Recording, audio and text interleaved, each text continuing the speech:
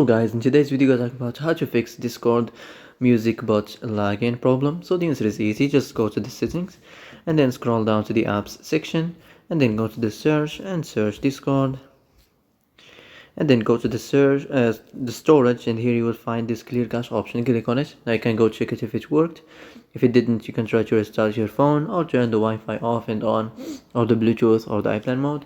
Also, you can try to clear data, but be careful.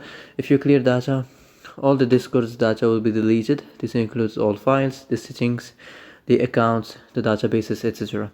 So be careful if you want to clear your data.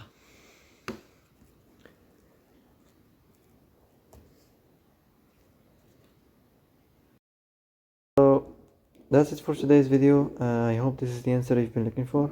And if you like this video, don't forget to like and subscribe, and see you in the next video.